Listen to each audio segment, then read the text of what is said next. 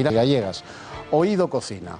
El presunto delincuente Francesc Homs, acusado de prevaricación, malversación y desobediencia, deja caer casi de soslayo que estarían dispuestos a apoyar a Pedro Sánchez al margen de la postura oficial del PSOE contraria a la convocatoria del referéndum independentista. Y atención, el lehendakari Urkullu, que necesitará apoyos para seguir siéndolo a partir del próximo lunes, afirma no descartar pactar nada menos que con Podemos, porque él asume en su integridad el programa social de los comunistas que pastorea Pilar Zabala en el País Vasco. Oído cocina, el potaje PSOE, Podemos más nacionalistas y separatistas está ya en el puchero. Cuerpo a tierra.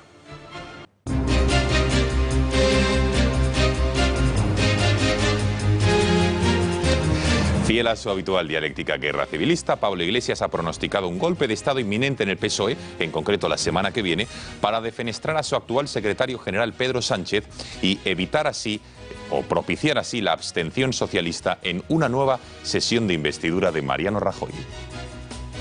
Muchos dudan si después de las elecciones en Galicia y en el País Vasco van a dar un golpe de Estado a Pedro Sánchez y entonces van a abstenerse para votar al Partido Popular. En ese partido hay dudas. Insultos, amenazas y empujones. Lo van a ver en sus pantallas en los próximos segundos. Esto es lo que se ha llevado un periodista de Oco y Diario, Kake Minuesa, cuando preguntaba a Arnaldo Otegi por qué en su campaña no ha dedicado palabras a las víctimas del terrorismo. El reportero fue expulsado del lugar mientras Otegi se negaba a responder y le llamaba fascista. En este informativo hablaremos con el periodista autor de este reportaje, Kake Minuesa.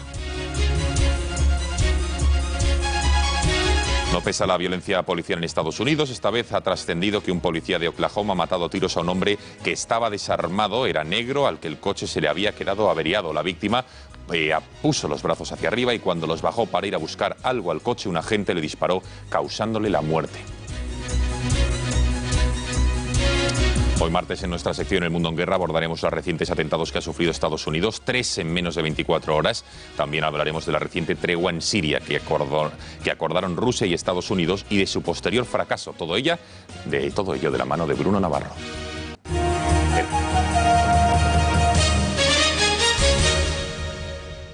Abrimos la crónica política con una de las declaraciones del día pronunciada una vez más por Pablo Iglesias. El líder de Podemos ha asegurado en un mitin en La Coruña que en el PSOE se va a producir un golpe de Estado la semana que viene contra Pedro Sánchez para conseguir que el socialismo se abstenga en la investidura de Rajoy. Muchos dudan si después de las elecciones en Galicia y en el País Vasco van a dar un golpe de Estado a Pedro Sánchez y entonces van a abstenerse para votar al Partido Popular. En ese partido hay dudas. Eduardo, ¿ves verosímil esta declaración de Pablo Iglesias o es un nuevo fuego de artificio del líder de Podemos? No, lo veo absolutamente verosímil. Pedro Sánchez está, junto con sus pretorianos, en esa maniobra de pactar con separatistas, con nacionalistas y con Podemos. El Comité Federal trata de impedírselo a toda costa y es muy posible que a partir de la semana que viene sea defenestrado. Pues estaremos atentos a ese supuesto golpe de Estado. Otro de los actores políticos de relevancia, Albert Rivera, se ha justificado hoy ante las exigencias de limpieza que exige el PP de Rajoy, asegurando que no solo exige al PP, sino que también lo hace con Pedro Sánchez. ¿Pero hay alguna alternativa al que ha ganado las elecciones? Es que el problema, yo no me fío de Rajoy, por eso le exijo cosas, como no me fío de Sánchez y se las exijo. Es decir, esto no va de fiarse de alguien, esto es política y aquí hay que controlar a la gente, hay que exigir cambios, hay que hacer un calendario, hay que ejecutarlos. La política y los acuerdos no va de fiarse de otro partido, va de controlar que se cumplan esos cambios. Y en este caso, yo se lo digo, a mí me hubiera encantado ganar las elecciones y que el PP no las hubiera ganado, pero el PP ha sacado 137 escaños y nosotros 32. Esto decía Rivera, y atención al nuevo spot electoral del Partido Popular porque va precisamente contra la formación naranja. Reza algo así como que votar a Ciudadanos es tan útil como unas chanclas en Groenlandia.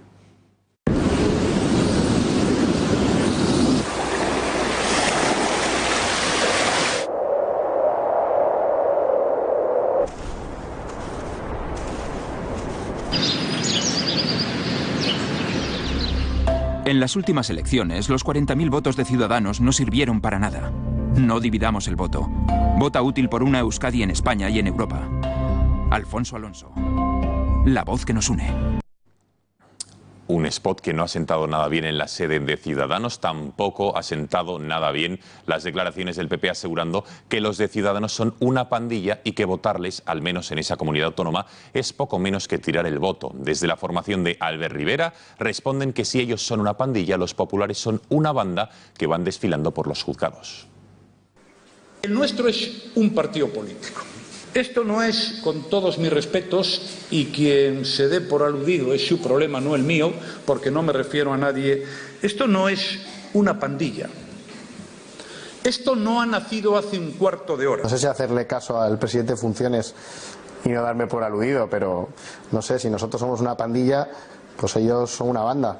Lo estamos viendo cada día cómo desfilan por los juzgados. No todos, hay que decirlo. Muchísima gente válida en el PP y muchísima gente que está intentando regenerar ese partido, pero desgraciadamente, si nosotros somos una pandilla, hay algunos que son una banda. Dicho eso, yo respeto profundamente al Partido Popular, al Partido Socialista y a Podemos. Yo no me atrevería a decir esas declaraciones que hace el presidente, entre otras cosas porque quiere ser presidente y tiene que llegar a acuerdos. Bueno, sobre la negociación política para la formación de gobierno en España, la declaración del día la ha hecho Francesc Homs. Ahora van a escuchar la literalidad de las mismas, pero ha venido a decir que con tal de echar al PP del poder, si el independentismo estuviese dispuesto, por él, no habría problema en renunciar al referéndum y pactar con el PSOE.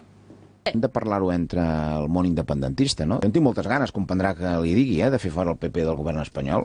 El que passa que és cert, si no hi ha la qüestió del referèndum, doncs fa de mal fer, ja acabarem de prendre la decisió. Rápido y astuto, Rivera ha recogido el guante asegurando que si a él le apoyara Homs estaría preocupado.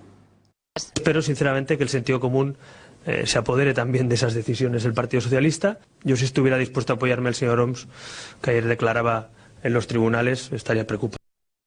Seguimos en Cataluña y les hacemos la siguiente pregunta. ¿Saben cuántas personas salieron a las calles el pasado 11 de septiembre para celebrar la diada independentista?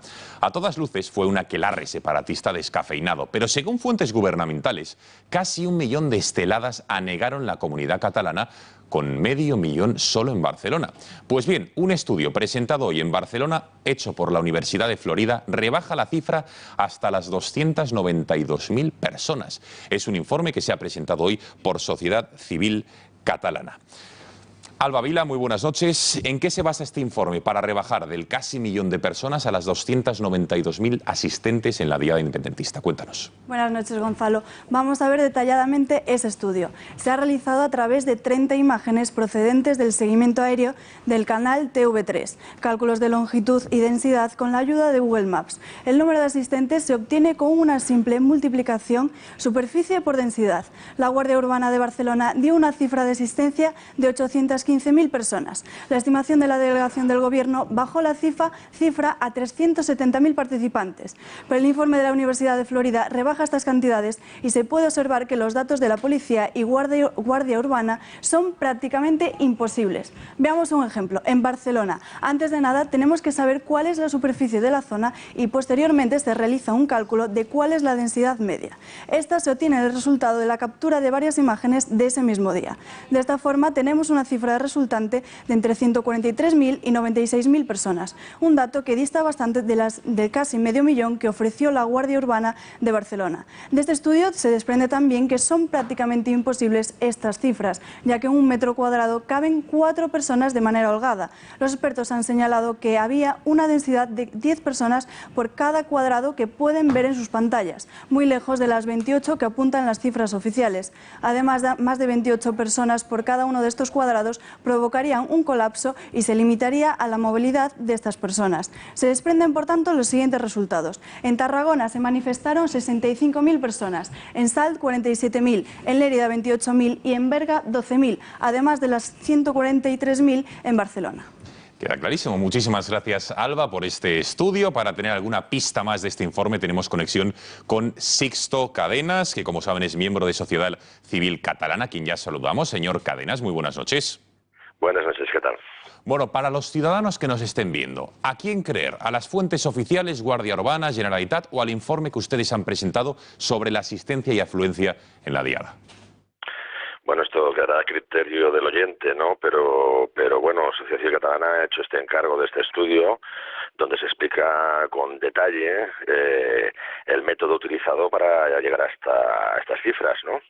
Y creo que queda claro y patente que no corresponden para nada con la realidad, ¿no? La Guardia Urbana debería explicar en base a qué saca esa cifra tan desproporcionada, ¿no? Bueno, señor Cadenas, ¿cree que el suflé independentista se está deshinchando a tenor de lo que estamos viendo, de lo que dicen las encuestas y de la afluencia menor, a todas luces, independientemente de la asistencia que hubo el pasado 11 de septiembre? Bueno, eso es lo que es una de las conclusiones a las que se puede llegar, ¿no? Yo soy partidario de que tengamos en cuenta que aunque la cifra que sale en total de 292.000 personas es una cifra muy elevada y por tanto no es despreciable. Lo único que pasa es que el independentismo infla esas cifras con la intención de dar la imagen de que la gran mayoría de la sociedad catalana está por la secesión, ¿no? Y claro, esto de hablar de sufré, de subidas y bajadas de sufré, a mí me da mucho miedo porque la realidad es que ellos están siguiendo su hoja de ruta como si nada de esto estuviera pasando. Es decir, que por tanto que el suflé es posible que haya gente que no tenga, digamos, esa fuerza para salir a la calle, como en otras ocasiones anteriores, que por cierto tampoco correspondían a las cifras oficiales con los estudios que nosotros hemos realizado. En las anteriores ocasiones también había unas diferencias importantes en las cifras, ¿no? Quiero decir que esto de suflé, pues sí, es posible que alguno pueda interpretarlo así. Yo sinceramente confío en que no se baje la guardia porque están siguiendo su hoja de ruta al milímetro y sin pararse en ningún momento, ¿eh? Queda clarísimo. Pues señor Cadenas, muchísimas gracias por haber atendido la llamada de este informativo y muy buenas noches. A vosotros, buenas noches.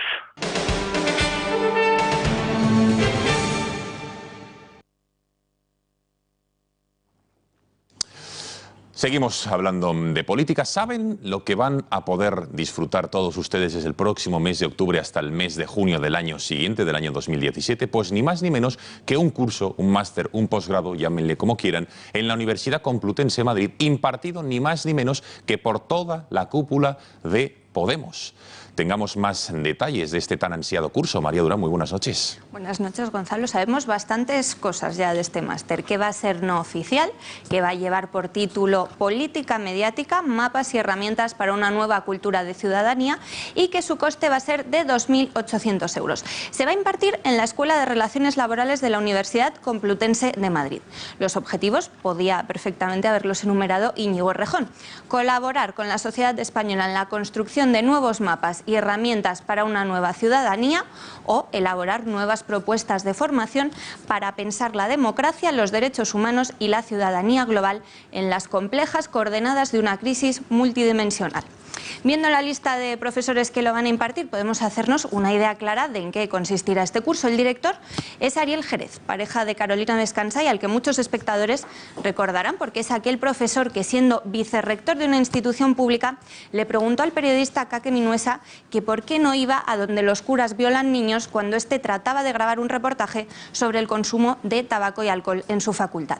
Entre los profesores, como decimos, Pablo Iglesias e Íñigo Errejón, número 1 y 2 de Podemos, pero también Alberto Garzón, líder de Izquierda Unida, Teresa Rodríguez, líder de Podemos en Andalucía, Nacho Murgui, concejal ocupa de Carmena, Gerardo Pisarello, número 2 de Ada Colau, Irene Montero, novia y jefa de gabinete de Pablo Iglesias, Juan Carlos Monedero, fundador de Podemos, Miguel Urbán, aquel eurodiputado que tras los atentados de París expresó que hay gente a la que no le queda más remedio que inmolarse, Pablo Echenique, nueva mano derecha de Iglesias, y Jacobo Rivero, biógrafo del propio Iglesias y encargado de poner en marcha la radio de Carmena. Son solo algunos ejemplos. La propia Carmena, Jorge Bestringe y actores cercanos a Podemos como Juan Diego Boto o Alberto San Juan también impartirán sus conocimientos. El máster se dirige, según su propia página web, a funcionarios y trabajadores públicos, promotores de economía social, miembros de partidos políticos, sindicatos, politólogos, sociólogos y en general a todo aquel comprometido con los problemas sociales. No es de extrañar que ante la perspectiva de verse rodeados de tantos amigos y afines, los dos profesores estrella estén deseando empezar, tal y como han publicado en sus cuentas de Twitter. Por si nuestros espectadores estuvieran interesados en cursar este máster de Podemos, ya sabemos la fecha de inicio. Comienza el próximo 17 de octubre, aunque se mantiene el plazo de inscripción hasta el 20 y finaliza, Gonzalo, el 30 de junio de 2017. Pues sé de uno que en los próximos minutos veremos en pantalla que seguro que se va a apuntar. Muchísimas gracias, María. Gracias. Dos de los profesores de este máster son, como saben, el líder de Podemos, Pablo Iglesias, e Íñigo Errejón, que hoy han tenido un rifirrafe a través de las redes sociales. Lo van a ver, saben que sus desencuentros son cada vez mayores. Hoy lo han dejado patente en Internet. Atención, Íñigo Errejón decía: a los poderosos ya les damos miedo, ese no es el reto, haciendo referencia a unas palabras de Pablo Iglesias. Lo es seducir a la parte de nuestro pueblo que sufre pero aún no confía en nosotros. La respuesta de Iglesias nos hacía esperar: sí, compañero Errejón, pero en junio dejamos de seducir a 1 millón de personas. Hablando claro y siendo diferentes, seducimos más. Íñigo Errejón, a su vez, contestaba a Pablo Iglesias diciendo que, sin duda, llegamos lejos pensando con categorías propias. Debemos seguir haciéndolo para recuperar nuestro país. Pablo Iglesias. Y también intercedía en esta polémica quien no podía ser, Monedero e Irene Montero. Montero decía que seducir es ternura con los de abajo y dientes afilados con los de arriba.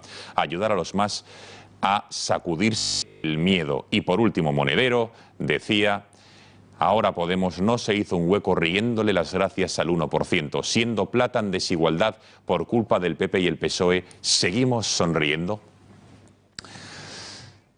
Más allá de este rifirrafe entre los líderes de Podemos, Eduardo, ¿qué te parece este máster en la Universidad Complutense? Entiendo ya que habrá reservado plaza. No te quepa la menor duda de que no, jamás, nunca. Amén. Cuando uno repasa, como nos acaba de hacer María Durán, el claustro profesoral que va a impartir el máster de Podemos sobre sí mismo, a 2.800 euritos la matrícula, no cabe más que exclamar como el viejo conde de Romanones: ¡joder, qué tropa! Un máster para alumnos ricos impartido por los millonarios de Podemos, disfrazado de pobres. No se pierdan el curso de Errejón, diestro pícaro de izquierdas, sobre cómo cobrar sin trabajar, que es lo que le hacía en la Universidad de Málaga. Tampoco dejen de matricularse en el impagable curso de Jorge Bestringe, que Kafka hubiera titulado La metamorfosis del fascista, o cómo pasar, sin vergüenza y sin pudor, de ser más facha que Mussolini a ser más rojo que Lenin. El protagonista de Kafka se acaba convirtiendo en un escarabajo. Bestringe se convirtió, de momento, solo en comunista. Tampoco tienen desperdicio, no se las pierdan, las disertaciones de las novias y exnovias, amantes y compañeras de los machos alfa de Podemos. Empezando por Mamá Descansa, que promete cambiar los pañales de su inseparable bebé siempre que haya cámaras delante, claro. Rita Maestre, la comecuras de Podemos, enseñará a sus alumnos a saltar capillas y a fingir amnesia conveniente en los tribunales. No sabemos si se desnudará en el máster. Por 2.800 euros podría hacerlo si Ramón Espinar y el guión, la falta de público y la causa se lo exigen. Ya se encargará Ramón Espinar, con la tarjeta black de su papá, de ataviarla para el striptease en La Perla, que es la lencería que merecen las perlas de Podemos. El máster de Podemos no es oficial. A lo mejor Carmena les da un carné a los alumnos, como a los manteros, para que recojan colillas en Madrid.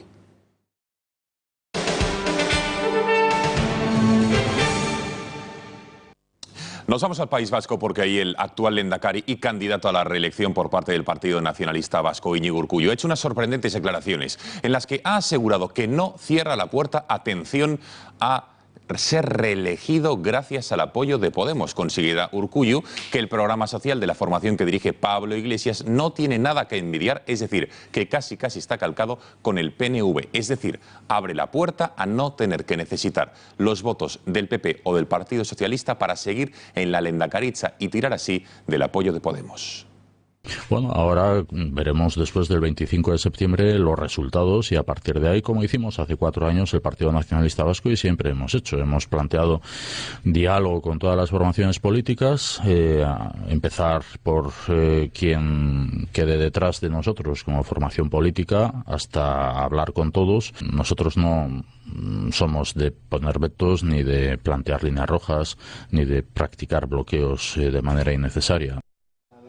Arnaldo Otegi, por su parte, el portavoz de EH Bildu, que no candidato, ha asegurado hoy que lo que él propone para gobernar el País Vasco es una fórmula a la navarra, es decir, un tripartito en el que quien gobernase fuese el Partido Nacionalista Vasco en coalición con ellos, con los de Batasuna, es decir, EH Bildu, y con Podemos. Y para ejemplarizarlo ha puesto el ejemplo de sus vecinos navarros. Nosotros aspiramos a construir ¿por qué no un gobierno a tres? ¿Por qué no un gobierno PNV, Podemos y H. Bildu? O H. Bildu, Podemos, PNV. ¿Por qué no? Y algunos nos dirán, ese es un proyecto imposible, pero si ese es el proyecto que está gobernando Navarra. ¿Y cuál es ese proyecto que está gobernando Navarra? Para hablar de todo ello tenemos conexión con el diputado de UPN, Carlos Navarro, a quien ya saludamos. Señor Salvador, perdone, Carlos Salvador. Señor Salvador, muy buenas noches. Don Gonzalo, muy buenas noches. Bueno, ¿cuál es ese proyecto que está gobernando Navarra y que el señor Otegi propone copiarlo para el País Vasco? Bueno, ese es el que ha descrito el señor Otegi. Un gobierno condicionado por Bildu, en el que están todas las fuerzas, populismo, nacionalismo, izquierda y extrema izquierda.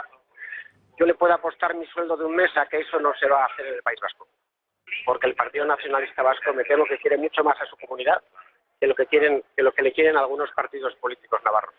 No pactará con Bildu, eso está clarísimo. Vale, entonces no pactará con Bildu, señor Salvador, por miedo, digamos, por rédito político, por perder apoyos o porque realmente va a perjudicar al País Vasco ese tripartito a tres. Díganos algún hecho concreto de lo que está ocurriendo en Navarra, más allá, por ejemplo, de la imposición en las escuelas públicas navarras del euskera. Bueno, podríamos hablar de la paralización del mejor programa social público de aprendizaje de inglés de España. Podríamos hablar de la paralización de una infraestructura fundamental en Navarra como es la modernización del tren, que por cierto no quiere el nacionalismo en Navarra, pero que apoya entusiásticamente en el País Vasco. Podríamos hablar de la paralización de una infraestructura también muy importante como es la canalización de agua hasta la Ribera, una zona muy necesitada de Navarra. Esas son las iniciativas que ha paralizado Bildu y que obviamente su apoyo condiciona mucho al actual gobierno de Navarra. Y por tanto, como esas son palancas de progreso para la economía y para la industria, yo estoy convencido de que esa misma ideología de parálisis que tiene Bildu no va a ser aceptada por el Partido Nacionalista Vasco para concertar una coalición. Bueno, lo veremos y estaremos aquí para contarlo. Señor Salvador, muchísimas gracias por haber atendido la llamada de este informativo y muy buenas noches. Muy bien, nada, a ustedes, muchísimas gracias. Bueno, y atención a los gritos que ha tenido que soportar hoy el reportero Kake Minuesa, actualmente en OK Diario, ex reportero de Intereconomía Televisión. Le han dicho fascista, provocador. Si fuéramos gente violenta, tú no estarías aquí. ¿Y saben quién le ha recibido así? Ni más ni menos que Arnaldo Otegi. Vean la secuencia de lo ocurrido en Baracaldo. Otegi no pide perdón. Estamos en Baracaldo y en esta campaña vasca hay algo que echamos de menos del candidato de Bildu. ¿Pedirá perdón a las víctimas del terrorismo?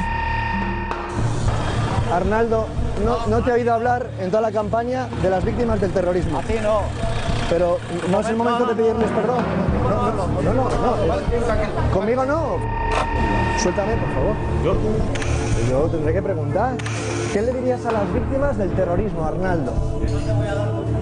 No, pero no es por mí. Tú eres un provocador. ¿Tú qué le dirías a la familia de Luis? ¿Qué le dirías no has hablado en toda la campaña de las víctimas del terrorismo. ¿Qué les dirías a las víctimas del terrorismo?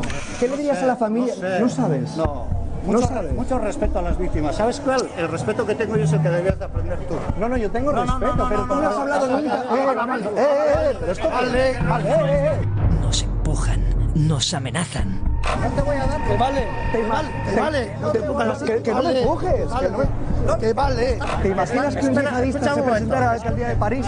Le preguntarían, le dirían que condenara el terrorismo. No te pongas nervioso. Pero pides perdón, ¿te arrepientes de haber pertenecido a la banda terrorista? No te voy a dar el título. No vas a pedir perdón. Que no te voy a dar el título. Es lo que quiero saber, si Arnaldo Otegi pide perdón a las víctimas del terrorismo. Pero no te voy a dar ningún titular. Si nosotros seríamos frente violenta y agresiva, tú no estarías aquí. ¿Eso que es una amenaza, Arnaldo? No, es una amenaza. No, es que no te atreverías a venir. Yo lo que quería era que quedara claro que no lo condena. Que no lo condena. Que no lo condena. Vale, pero de aquí no pasa. Ya, pero estás en un acto político. Kake Minuesa, reportero de OK Diario. Buenas tardes. El hijo pródigo, hola, ¿cómo estáis? Bueno, ¿cuánto tiempo? Ya se te echa de menos. Sabes que eres una persona querida por esta casa y por toda nuestra audiencia. Bueno, ¿cómo ha sido ese encuentro con Otegi? Porque viendo las imágenes, desde luego, no habrá sido agradable, ¿no? No lo es, no. Lo primero que tengo que hacer es, darle un abrazo a todo el equipo porque los cámaras lo han sufrido.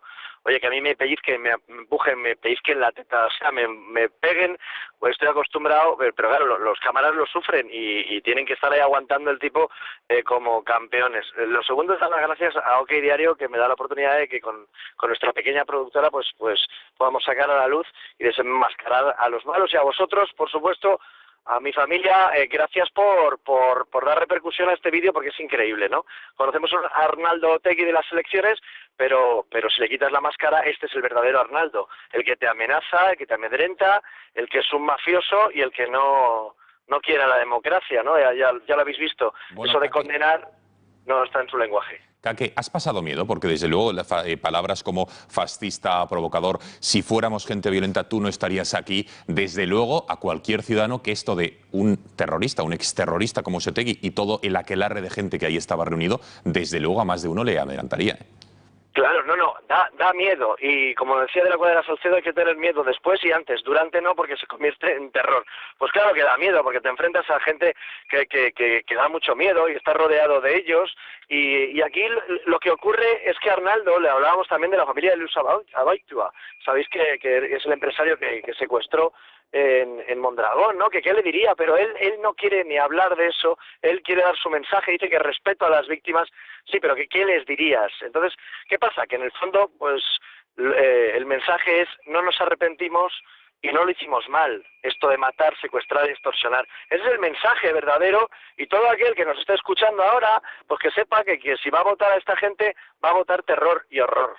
Ya por último, Kake, ante los calificativos que ha recibido, como entre otros, ya no el de fascistas, que no te pido ni que valores, pero el de provocador. ¿Eres un provocador por ir a Otegi y ponerle enfrente de una realidad que es que no ha condenado el terrorismo de ETA, la violencia de ETA, tantos asesinatos? ¿Te sientes un provocador por hacer esto?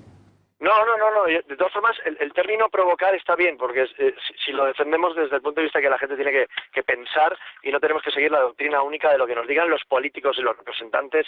En teoría, si son del pueblo, pues tienen que escuchar al pueblo. Si son de la gente, pues tendrán que escuchar a la gente y no darnos ese mensaje único y totalitario, que es que no nos dejaban ni entrar en el baño a preguntarles.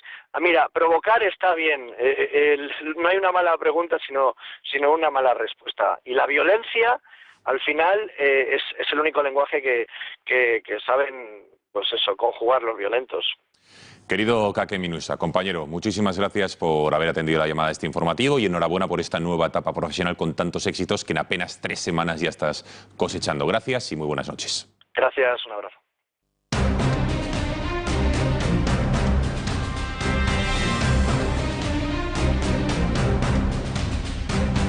Para analizar todo lo que está ocurriendo en Estados Unidos después de esa oleada de atentados que han tenido lugar este fin de semana y también esa cumbre que se está celebrando en Nueva York, en la sede de la ONU, en referencia a los refugiados y también lo que está ocurriendo en Siria. Tenemos en nuestro plató, como cada martes, a nuestro analista internacional y experto en seguridad, Bruno Navarro, a quien ya saludamos. Señor Navarro, buenas noches. Buenas noches. Gracias por acompañarnos un martes más. Iba a decir lunes, con aquello que empezamos la sección los lunes, pero bueno, ya la hemos asentado los martes. Bueno, si le parece, iniciemos nuestra conversación, nuestra sección, yéndonos hasta Nueva York, ya que, como sabes, está celebrando esta cumbre de la ONU, donde está nuestro jefe de Estado, el rey Felipe VI. Hoy ha hablado Barack Obama y ha dicho textualmente, y lo voy a leer si me permite, que algunos países podrían hacer más por los refugiados, especialmente los países ricos. Como saben, esta cumbre de la ONU versa, entre otros asuntos, sobre todo lo importante es los refugiados. ¿A qué cree que se refiere el presidente estadounidense? No, se refiere a 2 aspectos. El primero, bastante lógico por otra parte, que es el aumento de la ayuda económica a los refugiados en sus lugares de origen o en los campos donde inicialmente están, y en segundo término se refiere a la acogida de refugiados por parte de los países más ricos. De hecho, ha anunciado también hace unos días que Estados Unidos aumentará un 30% el número de refugiados, la cuota de refugiados. El problema es que, como siempre, aquí están los que quieren disolver las sociedades occidentales, crear una sociedad monoforme, mezclada, no reconocer las diferencias culturales, crear guetos, crear problemas y crear terrorismo en casa. Y están los que advierten que quizás la mejor forma de acoger refugiados, que es un deber y eso es es ineludible, pasa por aceptar a los refugiados que tengan más proximidad cultural, y la religión es un aspecto cultural también, o tiene su aspecto cultural, a nosotros.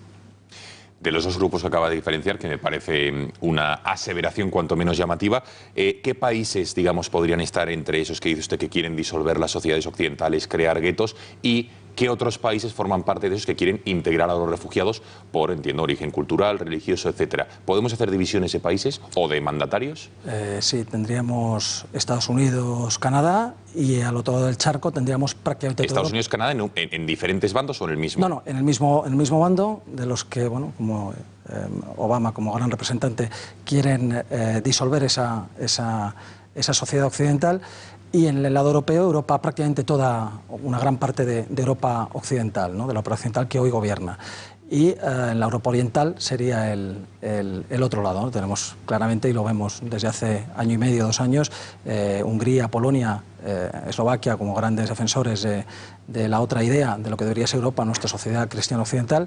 Está Rusia también, y también en el bando negativo estarían los países, las monarquías del Golfo, que se niegan a aceptar a ningún refugiado cuando básicamente son musulmanes la mayoría de los que están sufriendo en Oriente Medio.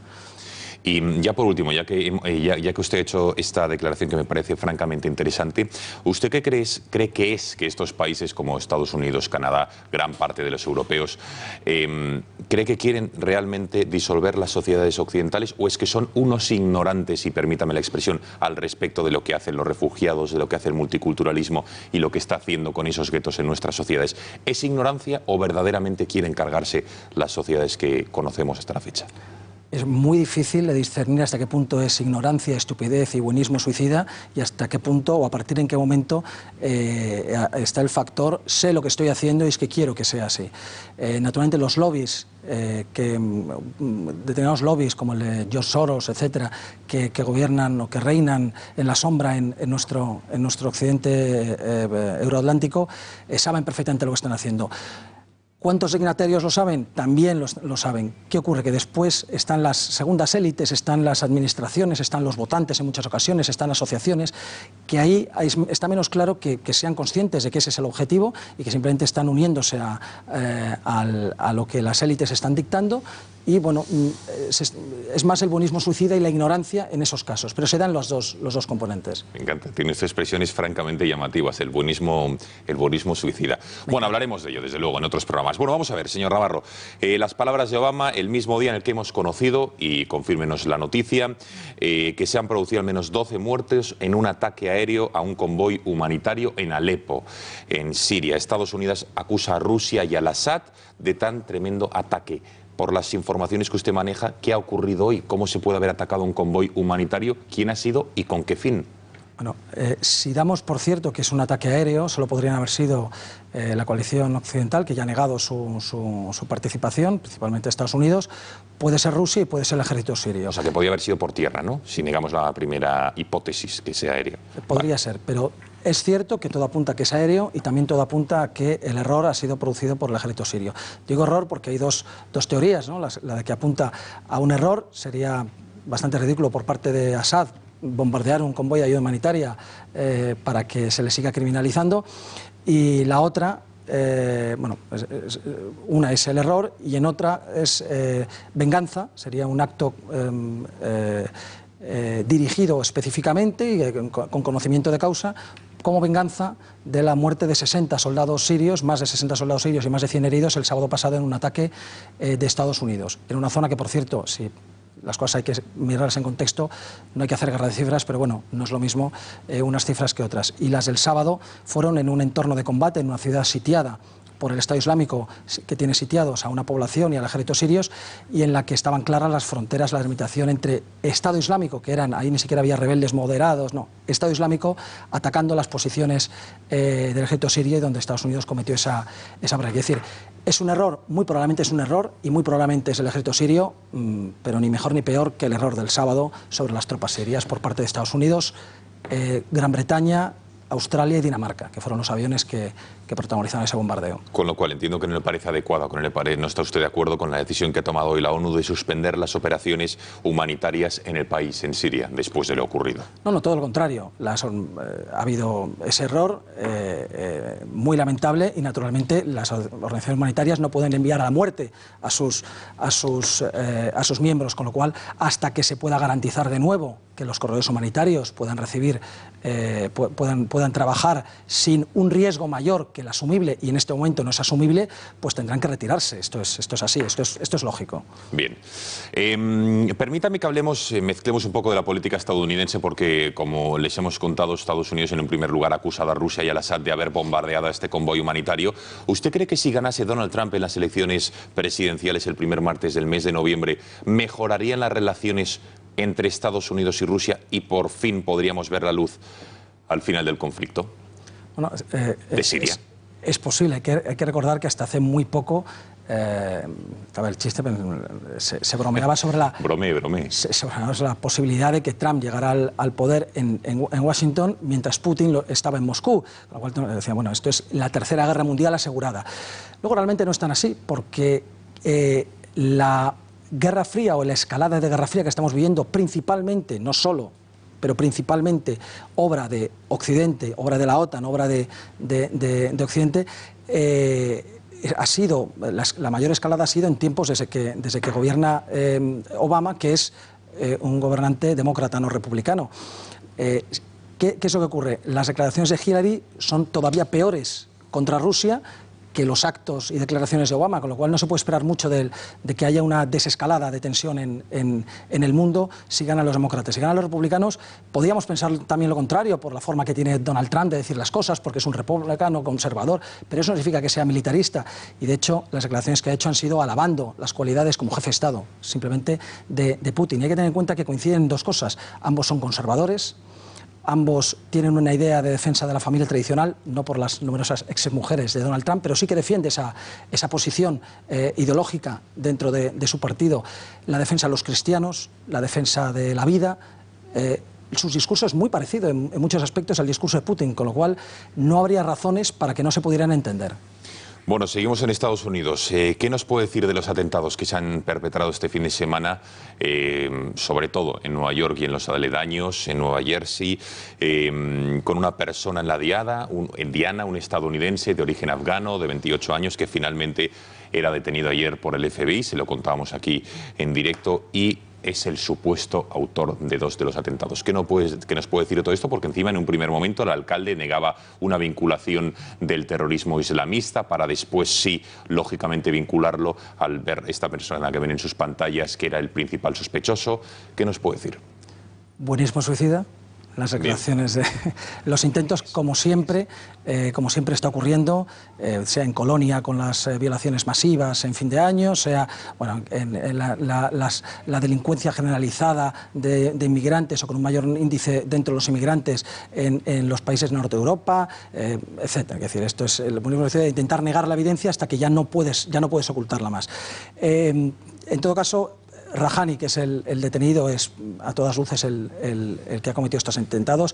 Es afgano, pero nacido allí, sí. Ha viajado frecuentemente a Afganistán. ¿Nacido en Estados Unidos o en Afganistán? En Afganistán. Ah, bien, nacionalizado estadounidense, pues bien. Nacionalizado, ha viajado en varias ocasiones a Afganistán y a Pakistán, y lo de menos es, en este caso, saber si se radicalizó solo, si tiene que ver sus viajes a Afganistán, muy probablemente, si su contacto allí, quizás con el Estado Islámico no, porque aún no existía el Estado Islámico en Afganistán, pero sí Al-Qaeda. De hecho, se han encontrado menciones a las bombas de Boston y a un líder de Al-Qaeda. Luego, posiblemente tenga una relación. Aquí es lo de menos, que es lo que se está centrando mucha de la prensa internacional, es estaba afiliado, estaba dirigido por, pues probablemente no, pero sí que estaba inspirado por, sea Al-Qaeda, sea el Estado Islámico, estaba inspirado por, los talibanes no, son los únicos que han negado la autoría, pero bueno, es otro más de los ejemplos de lo que está ocurriendo en Estados Unidos, que recordemos que en Estados Unidos las fuerzas de seguridad están deteniendo una amenaza yihadista, una operación yihadista al día. Bueno, señor Navarro, muchísimas gracias. Un martes más por haber dado luz, unas pinceladas de luz a este mundo en guerra que tenemos. Ojalá algún día podamos hablar de paz, pero la actualidad manda y hay que poner blanco sobre negro, negro sobre blanco, nunca sé cómo se dice, a la actualidad. Gracias y buenas noches. ¿De qué iba a hablar yo? Efectivamente. Señores, muchísimas gracias por su confianza. Despedimos ya al señor Navarro, le emplazamos al próximo martes y a todos ustedes, señores, les dejamos ya con Punto Pelota News, después con el Gatalagua. Saben que pueden seguir informados, lo ven en sus pantallas ahora sí, gaceta.es. Gracias por su confianza. La información vuelve mañana a las 8 de la tarde. Adiós.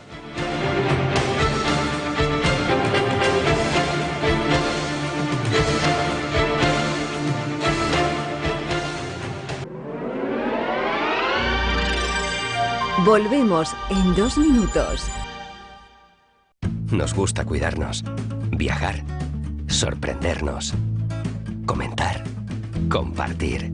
Pero cuando algo nos gusta de verdad, lo que queremos es protegerlo. Con tus seguros en CaixaBank y una alarma de Securitas Direct, protegerás lo que más te importa y además podrás conseguir hasta 3 meses gratis. CaixaBank.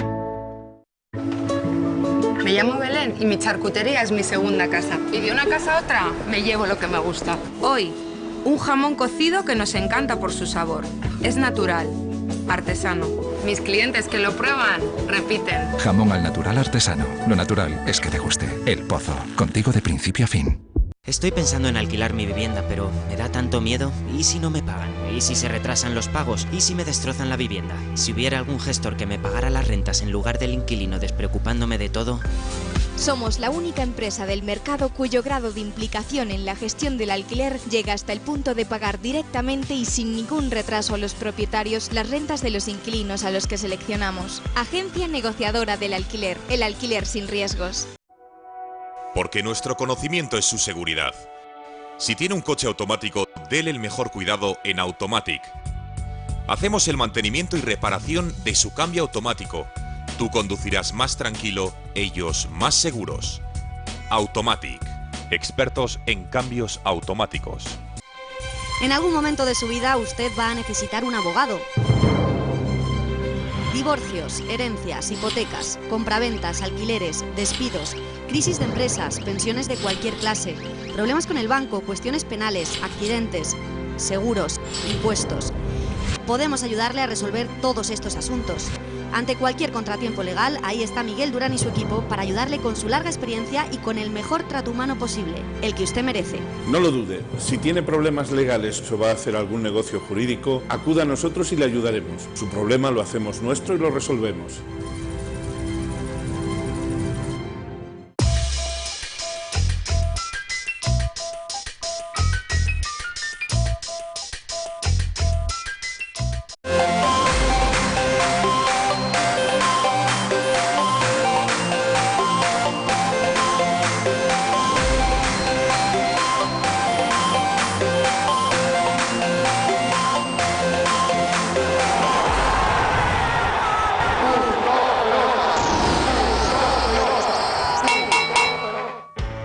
Hola, ¿qué tal? Bienvenidos a Punto Pelota News. Mañana se juega uno de los partidos más espectaculares, importantes, bonitos, deliciosos. Pónganle los adjetivos que quieran.